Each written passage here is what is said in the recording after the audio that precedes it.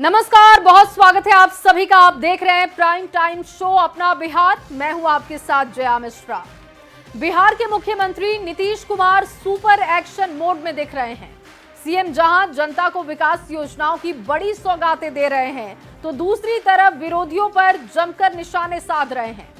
सिवान पहुंचे सीएम नीतीश ने अपने पूरे लय के साथ विरोधियों पर प्रहार किया और जनता से समर्थन की अपील करते हुए बाहरियों से सावधान रहने की नसीहत दी है। आपको ये खास रिपोर्ट दिखाते हैं।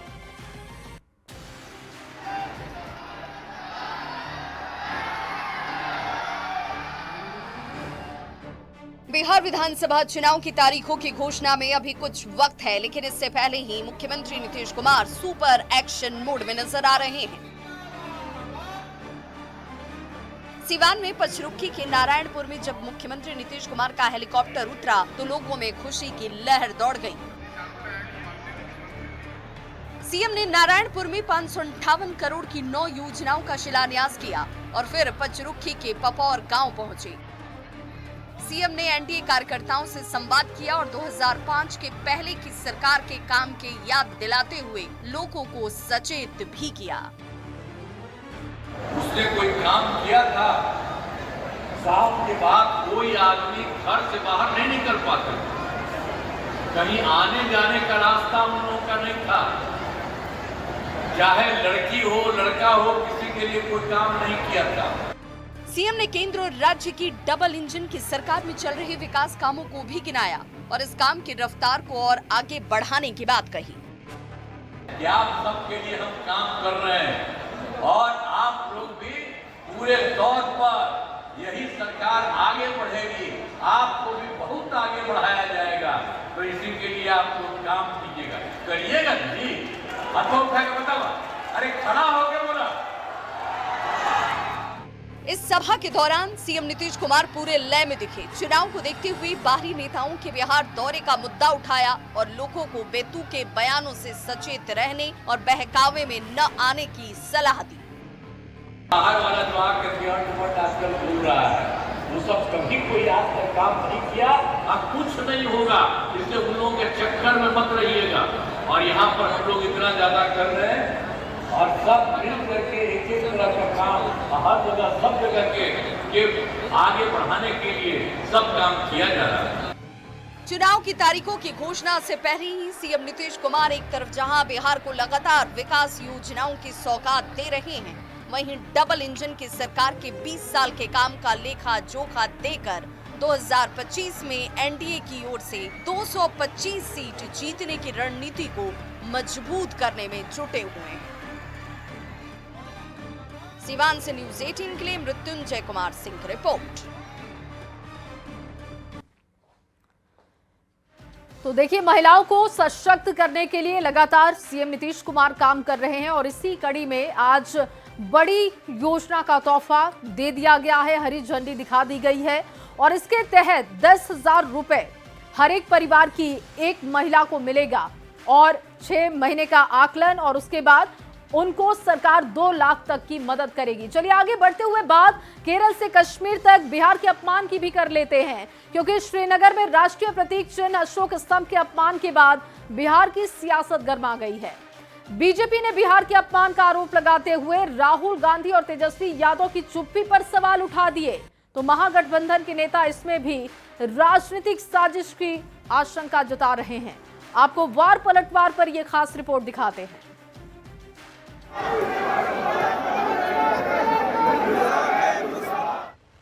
जम्मू कश्मीर की राजधानी श्रीनगर में अशोक स्तंभ वाली शिला पर तोड़े जाने के बाद लोगों में उबाल है, तो सियासी जगत में भी घमासान मचा है।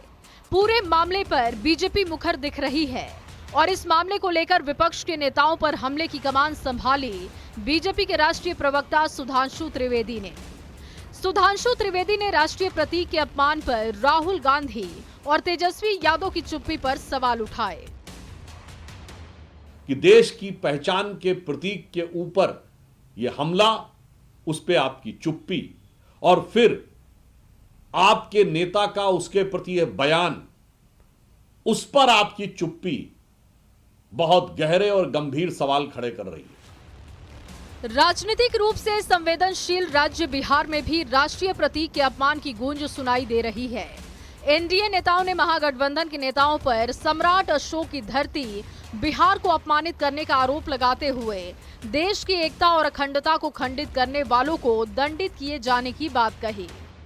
ये लोग कर रहे हैं, बिहार और देश की जनता देख रही है कि भारत बचेगा, बिहार बचेगा, तब तो भारत की अस्मिता बचेगी। अब तो भारत पर हमला है। ये अशोक स्तंभ केवल अशोक स्तंभ नहीं है, भारत की भावना उसमें जुड़ी है, भारत के संविधान की आत्मा जुड़ी हुई है, बाबा साहेब अंबेडकर की आत्मा उसमें जुड़ी हुई है। अशोक स्तंभ जो है वो इस देश का प्रतीक है और उसको कोई खंडित करने वाले बिल्कुल वो दंडित। पूरे मामले में जम्मू कश्मीर के सीएम उमर अब्दुल्ला के बयान के बाद विपक्षी दल बचाव में उतर आए हैं, लेकिन पूरे मामले में बीजेपी की साजिश की भी आशंका जताने से नहीं चूक रहे। भाजपा की सोच इतनी छोटी और घटिया हो गई है बिहार के प्रति कि हमारे अशोक चिन्ह को सिर्फ बिहार तक सीमित कर दिया है। भारत के प्रतीक चिन्ह अशोक स्तंभ को बिहार के मामले से जोड़ करके प्रस्तुत किया जा रहा है, तो इससे ही स्पष्ट होता है कि कहीं न कहीं इसमें साजिश हुई है। राष्ट्रीय प्रतीक चिन्ह के अपमान पर पूरे देश में गुस्सा है और एनडीए के नेता इस मुद्दे को बिहार के अपमान से जोड़कर विपक्षी दलों को घेरने में जुटे हैं। विपक्ष के नेता घटना को गलत तो बता रहे हैं, लेकिन इसमें बीजेपी की साजिश का एंगल जोड़कर राजनीतिक रूप भी दिया जा रहा है। लेकिन एक बात तो तय है कि अशोक स्तंभ के अपमान का मुद्दा बिहार में सियासी एजेंडा जरूर बनता दिख रहा है। न्यूज़ 18 के लिए पटना से संजय कुमार के साथ ब्यूरो रिपोर्ट। तो देखिए, एक तरफ बीजेपी लगातार सवाल उठा रही है, राहुल गांधी तेजस्वी यादव की चुप्पी पर सवाल उठाए गए, तो बिहार के नेता प्रतिपक्ष तेजस्वी प्रसाद यादव ने जम्मू कश्मीर में अशोक स्तंभ के अपमान पर कहा कि ये सब फालतू की बातें हैं, जिसने किया है उस पर कार्रवाई होनी चाहिए, इसमें आरजेडी और कांग्रेस को घसीटना गलत है। और जम्मू कश्मीर में अशोक स्तंभ को लेकर जो सवाल बीजेपी की तरफ से पूछा जा रहा था कि आखिर राहुल गांधी और तेजस्वी यादव इस पर कब अपना रिएक्शन देंगे, कब चुप्पी तोड़ेंगे, उसी पर तेजस्वी यादव का बयान आ चुका है। तेजस्वी यादव ने कहा कि जो बातें कही जा रही हैं कांग्रेस और आरजेडी को लेकर, वो सब फालतू बातें हैं, जिसने किया है उस पर कार्रवाई होनी चाहिए। ये सब फालतू की चीजें जो है ना, कौन क्या कह रहा नहीं कर रहा है, जिसने किया है उस पर कार्रवाई होनी चाहिए। इसमें आरजेडी और कांग्रेस का क्या लेना है। और चलिए आगे बढ़ते हैं अगली खबर की ओर। बिहार में चल रहे एसआईआर पर आरएसएस की पहली प्रतिक्रिया सामने आ चुकी है। प्रचार प्रमुख सुनील आम्बेडकर ने चुनाव में निष्पक्षता के लिए एसआईआर को आवश्यक बता दिया। आरएसएस देश भर में एसआईआर कराने के पक्ष में है, जिस पर नेता प्रतिपक्ष तेजस्वी यादव ने निशाना साधा है। इस पर आपको खास रिपोर्ट दिखाते हैं। ये बहुत ही अच्छा कदम है और आगे बढ़ना चाहिए। इतना अच्छा प्रैक्टिस किया है कि जिंदा को मार दिया, मरे हुए को जिंदा कर दिया। इतना अच्छा प्रैक्टिस होता है क्या? बिहार विधानसभा चुनाव से पहले हुए वोटर लिस्ट रिवीजन पर एक बार फिर से सियासत गर्मा गई है। जिस एसआईआर को विपक्ष ने या खासकर राहुल गांधी और तेजस्वी ने सबसे बड़ा चुनावी मुद्दा बनाने की कोशिश की, उस अभियान को निर्वाचन आयोग अब देश भर में शुरू करने की प्लानिंग कर रहा है। राष्ट्रीय स्तर पर एसआईआर कराने के फैसले का समर्थन अब आरएसएस ने भी कर दिया है। राष्ट्रीय स्वयंसेवक संघ के प्रचार प्रमुख सुनील आम्बेडकर ने एक प्रेस कॉन्फ्रेंस में एसआईआर को बेहद जरूरी बताया, ताकि चुनाव की निष्पक्षता बनी रहे। हमारे देश में एक पारदर्शी तरीके से और निष्पक्ष तरीके से अपने चुनाव होने की दृष्टि से चुनाव की जो मतदाताओं की सूची है उसका निश्चित परीक्षण समय समय पर होना आवश्यक है। पिछले दिनों मुख्य चुनाव आयुक्त ज्ञानेश कुमार ने पूरे देश में वोटर लिस्ट का पुनरीक्षण कराने की बात कही थी। राष्ट्रव्यापी एसआईआर अभियान के लिए निर्वाचन आयोग अलग अलग राज्यों के चीफ इलेक्शन कमीशन के साथ बैठक भी करेगा। 10 सितंबर को एसआईआर पर होने वाली अहम बैठक से ठीक 2 दिन पहले आरएसएस के प्रचार प्रमुख सुनील आम्बेकर ने मतदाता सूची के विशेष गहन पुनरीक्षण पर संघ का रुख स्पष्ट कर दिया है। चुनाव आयोग की ये पहल स्वागत योग्य है और ये मुझे लगता है बहुत ही पारदर्शी है। इसके संदर्भ में जिनकी भी कोई कंप्लेंट हो या कोई किसी का नाम हट गया हो तो उसके लिए भी पूरी एक व्यवस्था है। अखिल भारतीय समन्वय बैठक के बाद सुनील आम्बेकर ने एसआईआर के साथ साथ घुसपैठ और धर्मांतरण के मुद्दे को भी उठाया। तेजी से बदलती डेमोग्राफी और हिंदुओं की सुरक्षा पर चिंता व्यक्त की। इधर बिहार में वोटर लिस्ट रिवीजन पर आरएसएस की पहली प्रतिक्रिया पर नेता प्रतिपक्ष तेजस्वी यादव ने सवाल खड़े किए हैं। तेजस्वी ने तंज कसते हुए कहा कि चुनाव आयोग का एसआईआर कितना संदेहास्पद है कि जिंदा लोगों को भी ड्राफ्ट वोटर लिस्ट में मरा हुआ साबित किया जा रहा है। इलेक्शन कमीशन कैसे काम किया है बिहार में, इतना अच्छा प्रैक्टिस किया है कि जिंदा को मार दिया, मरे हुए को जिंदा कर दिया। इतना अच्छा प्रैक्टिस होता है। एक ओर बिहार में विपक्ष निर्वाचन आयोग की कार्यशैली पर सवाल खड़े कर रहा है तो दूसरी ओर आरएसएस राष्ट्रीय स्तर पर एसआईआर का समर्थन कर रहा है। बिहार चुनाव की तैयारियों के बीच चुनाव आयोग देश भर में वोटर लिस्ट रिवीजन अभियान को शुरू करने की बात कह रहा है। आरएसएस के समर्थन के बाद अब ये देखना होगा कि बिहार चुनाव में विपक्ष का मुद्दा कारगर साबित होता है या कमजोर। पटना संवाददाता अमित कुमार के साथ ब्यूरो रिपोर्ट न्यूज़ 18। और चलिए बढ़ते हैं अगली खबर की ओर। एसआईआर में गड़बड़ी का मुजफ्फरपुर से एक सनसनीखेज मामला सामने आया है। हिंदुओं के पते पर कई मुस्लिम मतदाताओं के नाम जोड़ दिए गए। मोहनपुर गांव में एक भी मुस्लिम परिवार नहीं रहता है, लेकिन सैकड़ों मुस्लिम वोटर्स के नाम मतदाता सूची में शामिल किए गए हैं, जिसको लेकर सवाल भी खड़े किए जा रहे हैं। ये रिपोर्ट देखिए।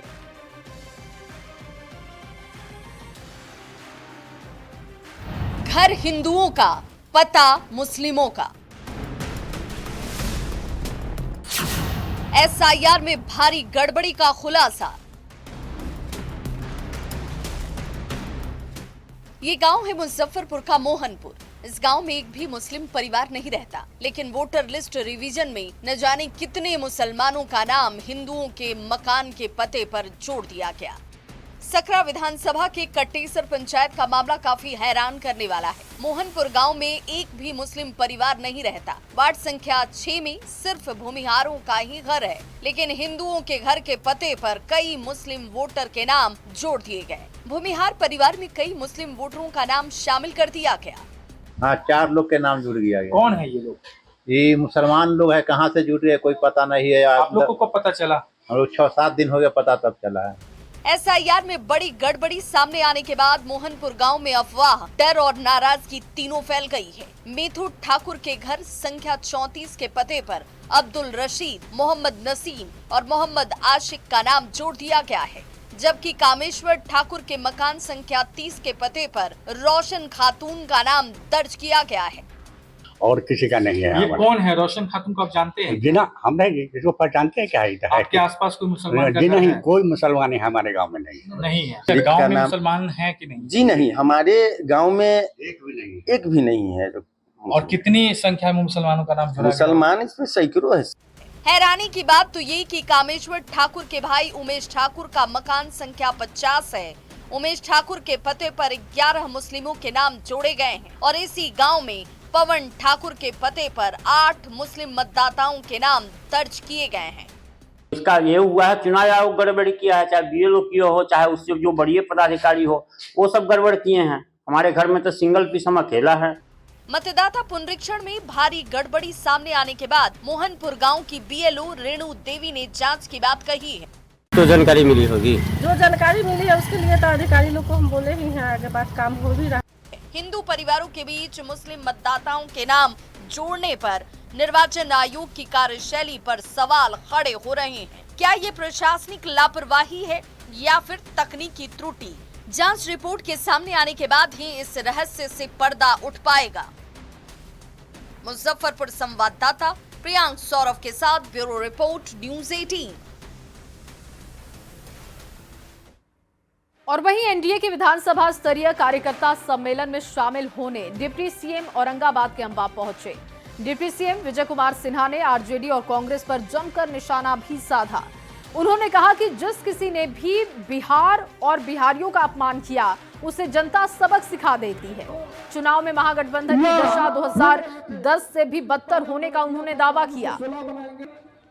मैं भी आप सबों ने एकता का परिचय को जो अपमान करता है, बिहारियों का जो अपमान करता है उसको जनता जवाब देगी। ये कांग्रेस राजद की मानसिकता झलकाता है और कांग्रेस राजद के लोग बिहार से इनकी समाप्ति तय है। 2010 से भी भयानक स्थिति इनकी होने वाली है।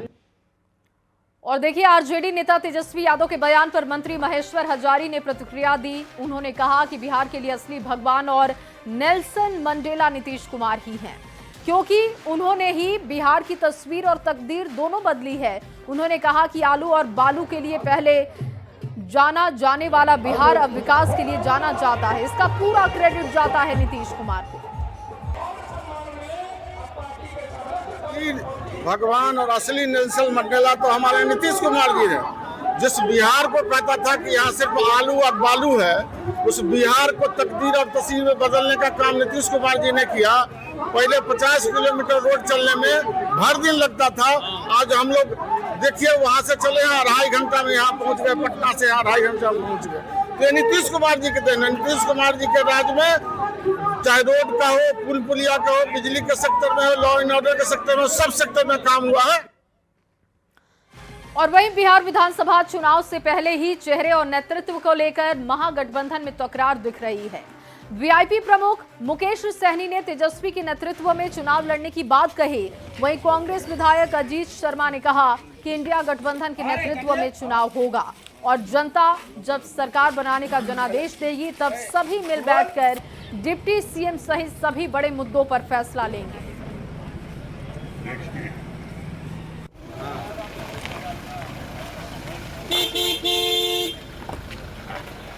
इस पर मुझे कोई काम नहीं कर रहे हैं। ये जनता फैसला करती है किसको जिता के भेजेगी। पहले हम लोग की सरकार बने, उसके बाद हम लोग बैठ के सब निर्णय ले लेंगे और आदरणीय खड़गे साहब, राहुल गांधी जी, आदरणीय लालू जी, सब लोग हम लोग मिलजुल के महागठबंधन के नेतृत्व में चुनाव लड़ा जाएगा या तेजस्वी जी के नेतृत्व? इंडिया गठबंधन के सभी नेताओं के नेतृत्व में चुनाव लड़ा जाएगा। दरअसल बिहार विधानसभा चुनाव को लेकर इंडिया ब्लॉक की एक बड़ी बैठक शनिवार को तेजस्वी यादव के घर पर हुई थी।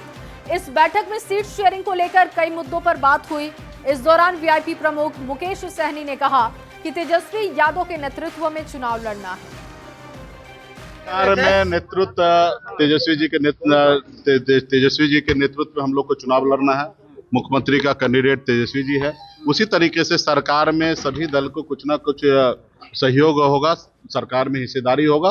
तो निश्चित तौर पे डिप्टी सीएम का नाम पे जो है वो समय रहते हुए आप लोगों के बीच में घोषणा हो जाएगा कि कौन होंगे। ठीक है, इसमें कोई ना डिप्टी सीएम ना सीट के लिए कोई विवाद नहीं है और एकदम हैप्पी मूड में हम लोग हैं।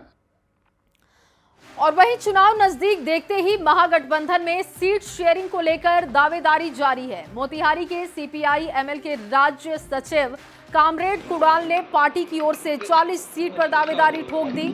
उन्होंने कहा कि 40 सीट की सूची गठबंधन के शीर्ष नेतृत्व को सौंपी गई है, क्योंकि पिछले लोकसभा चुनाव में उनकी पार्टी ने जहां से भी चुनाव लड़ा वहां महागठबंधन मजबूत हुआ। तो उसमें 40 सीटों की सूची हम लोगों ने दी है और हमारी उम्मीद है और हमारी इच्छा है कि हम लोगों को ज़्यादा से ज़्यादा सीटें मिलें, क्योंकि विगत जो लोकसभा चुनाव हुआ और या विधानसभा चुनाव हुआ तो जहाँ कहीं हमारी पार्टी को सीटें मिलें वहाँ का एक बहुत बेहतर माहौल बना और वो सिर्फ हमारी पार्टी के लिए लाभदायक नहीं हुआ बल्कि पूरे गठबंधन के लिए फायदेमंद साबित।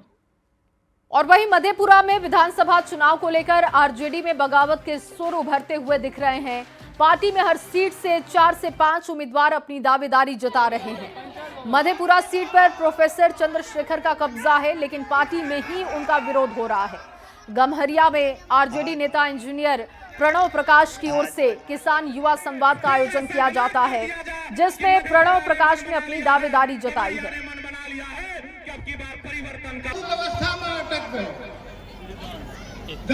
हम पे विश्वास करेगी तो ये जो जनसैलाब है ये जस्ट एक उदाहरण है आपके सामने में। और मधेपुरा में जो परिवर्तन की बयार है, ये एक जबरदस्त लहर है मधेपुरा में। और मैंने अभी तुरंत इस बात को दोहराया है कि मधेपुरा पार्टी के लिए, राजद के लिए एक पावर इंजन का काम करता है। जितनी बड़ी जोरदार जीत मधेपुरा में होगी, पूरे कोसी में हमारा उतना बेहतर प्रदर्शन। और चलिए आगे बढ़ते हुए इस वक्त की बड़ी खबर आपको दे दे। अररिया से बड़ी जानकारी, जहां पर ट्रक और ऑटो की टक्कर की खबर मिल रही है। एक व्यक्ति की जान चली गई है, 2 घायल बताए जा रहे हैं। जोकीहाट में मौत पर सड़क जाम कर बवाल किया गया। आक्रोशित ग्रामीणों का बवाल दिखा। अररिया सिलीगुड़ी रोड को जाम कर दिया गया, जिसकी तस्वीरें आपके सामने हैं। देखिए, लोगों ने तोड़ फोड़ करते हुए दबाव बनाने की कोशिश की। दरअसल पुलिस वैन में तोड़फोड़ की गई।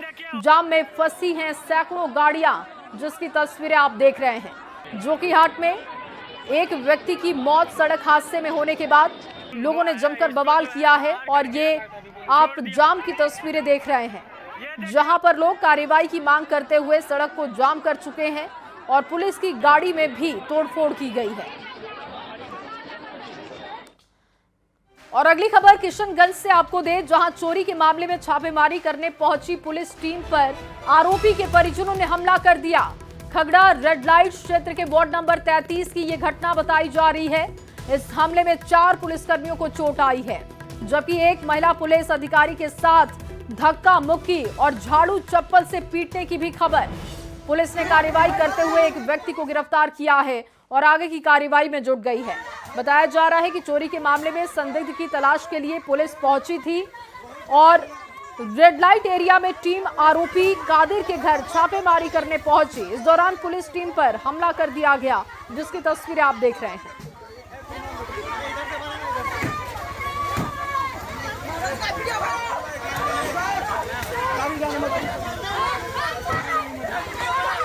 यहाँ स्थानीय लोग उलझ गए और कुछ पुलिसकर्मी भी घायल है। हाँ, घायल है, उनको इलाज के लिए भेज दिया गया है। बाकी सब छापामारी चल रही है। महिला पुलिस पदाधिकारी के साथ भी हाथापाई जी, जो महिला पुलिस पदाधिकारी उनके साथ भी मारपीट किया गया है, उनका कट गया है, इंजरी का। छापेमारी के दौरान जिसको गिरफ्तार करने आए थे पुलिस, क्या उन्हीं के परिजनों दोस्तों ने मिलकर पुलिस के साथ मिसहैपनिंग किया। गिरफ्तार हुआ है? अभी तो एक को उठाया गया है और बाकी पर छापेमारी जारी है। और चलिए वैशाली से आपको एक और बड़ी खबर देते हैं। पुलिस पर हमले के आरोपी की मौत की खबर। पुलिस हिरासत में मोहम्मद नासिर की मौत हो गई। एम्बुलेंस में ही पड़ा है नासिर का शव लेने से लोग इनकार कर रहे हैं। दोषी पुलिसकर्मी पर कार्रवाई की मांग उठी है। राजा पाकर थाना के चक सीमा कल्याणपुर गांव की ये घटना है। हमले के बाद पुलिस ने 3 लोगों को गिरफ्तार किया था।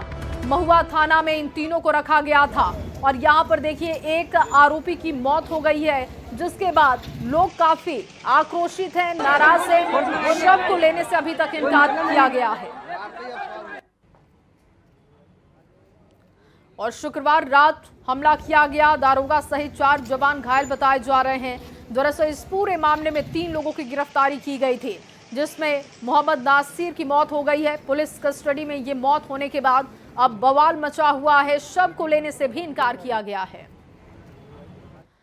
और बिहार में एसटीएफ आज एक बार फिर से एक्शन में है। एसटीएफ की विशेष इकाई ने मधेपुरा, रोहतास, पटना, औरंगाबाद और जमुई में अलग अलग कार्रवाई करते हुए 2 नक्सली, 2 मादक पदार्थ तस्कर के अलावा एक इनामी कुख्यात अपराधी को दबोचा है।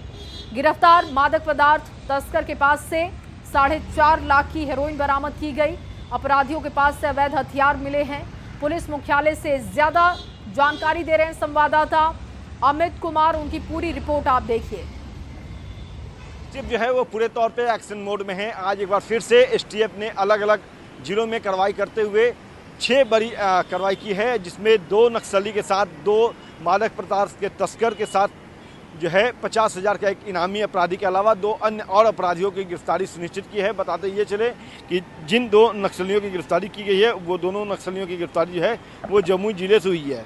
और बताते चले कि जमुई पुलिस के साथ संयुक्त कार्रवाई करते हुए एसटीएफ ने वांछित नक्सली सुमार कोड़ा उर्फ बजरंगी कोड़ा को गिरफ्तार किया है। और ये गिरफ्तारी जो है गुरमाहा के जंगली क्षेत्र से की गई है, सुनिश्चित की गई है। और नक्सली सुमार कोड़ा के विरुद्ध जमुई जिले के खैरा एवं बरहट थाना में 2 नक्सली कांड दर्ज हैं। इसके अलावा दूसरे नक्सली जो है वो भी जमुई जिला से ही गिरफ्तार किया गया है और इस नक्सली का जो नाम है वो अशरफी कोरा बताया जाता है। अशरफी कोरा जो है उसकी भी गिरफ्तारी गुरमाहा के जंगली क्षेत्र से की गई है। बताते ये चलें कि इसके अलावा एसटीएफ ने औरंगाबाद जिले पुलिस के सहयोग से एक कार्रवाई की है और इस कार्रवाई के दौरान जो औरंगाबाद जिले का अपराधी है विकास कुमार और मोहम्मद तौहीद, इन दोनों को गिरफ्तार किया है और इन दोनों के पास से अवैध हथियार भी बरामद किए हैं। 3 देसी पिस्टल और 15 जिंदा कारतूस जो है वो बरामद किया है। बताते ये चले कि इन दोनों अपराधियों के विरुद्ध जो है औरंगाबाद जिले के वारुण थाना क्षेत्र में लूट की योजना ये बना रहे थे और इसी की सूचना के आधार पर एसटीएफ ने यह कार्रवाई की और दोनों अपराधियों को धर दबोचा है। और चलिए आगे बढ़ते हुए आपको एक और बड़ी खबर पटना से देते हैं, जहां पर फुलवारी शरीफ थाना क्षेत्र के मौर्य विहार कॉलोनी में सूर्यकांत उर्फ छोटे शर्मा पर फायरिंग मामले में 2 अपराधियों को गिरफ्तार किया गया। 31 अगस्त की सुबह सूर्यकांत शर्मा को अपराधियों ने गोली मार दी थी, जिसमें वो गंभीर रूप से घायल थे। घायल के बयान पर मामला दर्ज किया गया था और इसी मामले में कार्रवाई करते हुए 6 सितंबर को 2 अपराधियों को दबोचा गया। गिरफ्तार अपराधी ने मुख्य अभियुक्त लवकुश शर्मा के बेटे सचिन कुमार उर्फ छोटे और सहयोगी गौतम कुमार भी शामिल बताए गए। दोनों में फायरिंग की बात को कबूल भी किया गया है और इसी मामले में देखिए ये बड़ी गिरफ्तारी मानी जा रही है। उसके पीछे जो कारण था पुलिस अनुसंधान में सामने आया वो ये था कि जिस व्यक्ति को गोली लगी थी सूर्यकांत उर्फ छोटू, और जो गोली चलाने वाली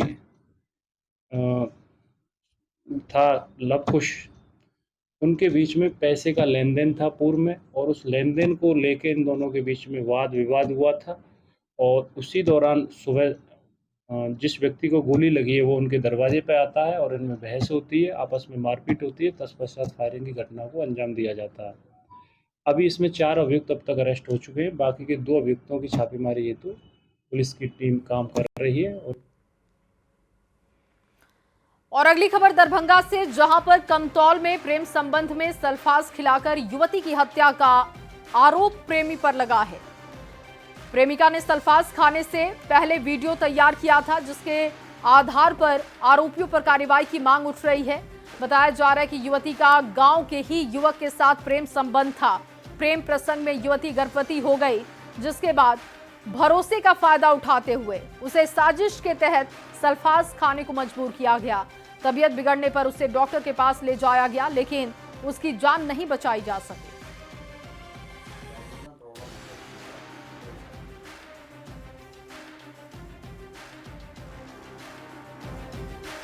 डिलीवरी समझ रहा था बच्चा है, इसको जड़ के दे देंगे तो मेटर मर जाएगा कि गांव समाज को किसी को ऐसे सपोर्ट आती है। वो लड़का का घर आपके घर से कितना दूर? ऑपोजिट में है सर। ऑपोजिट में है। हाँ। इससे पहले किसी प्रकार की जानकारी मिला था? कुछ नहीं मिला था, मेरे घर का भी कोई नहीं बोला था। और चलिए इसी खबर के साथ इस बुलेटिन में बस इतना ही। आगे आपको जोहार झारखंड